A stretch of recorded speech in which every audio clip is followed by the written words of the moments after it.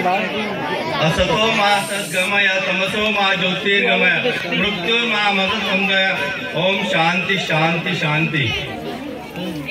आज या ठिकाणी तरळे प्रभागाच्या प्रभागस्तरीय क्रीडा स्पर्धा संपन्न होत आहेत आणि या क्रीडा महोत्सवाला उपस्थित आपले जिल्हा परिषदेचे माजी अध्यक्ष आणि कणकवली तालुक्याचं तरुण तडफदार नेतृत्व माननीय संदेशजी सावंत साहेब या ठिकाणी उपस्थित आहे।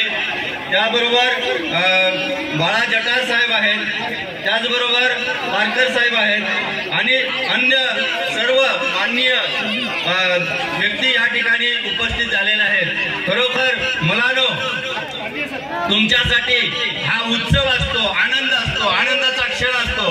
आपण खेळायचं असतं। खेळ हा जीवनात अविभाज्य घटक असला पाहिजे। आपण जर सतत खेळत राहू तर आपलं तन मन पुष्ट राहील आणि आपण सतत आपल्या कार्यासाठी सतत प्रवीण राहू। असं हे प्रभागस्तरीय क्रीडा स्पर्धेचा महोत्सव आणि नाना शेटे साहेब यांच्या नेतृत्वाखाली झालेला आहे। कारण आपल्याला माहीतच आहे की कुठलंही कार्य सिद्धीत जाण्यासाठी प्रशासन आणि लोकप्रतिनिधी ही दोन विकासाची चाकं आहेत आणि ती दोन्ही चाकं जर व्यस्त असतील तर सर्वांगीण विकास कुठल्याही कार्याचा अवश्य होत असतो। आणि असाच प्रसंग आपल्या तळ्या प्रभागात आज आपण अनुभवत आहोत। नाना शेट्टी यांचे दातृत्व आणि आपल्या सर्व लोकप्रतिनिधींचं, सन्माननीय लोकप्रतिनिधींचं आशीर्वाद या शाळेला, आपल्या प्रभागाला लाभलेला आहे आणि या प्रभागाच्या क्रीडा स्पर्धा अतिशय आनंदात, उत्साहात साजऱ्या होत आहेत।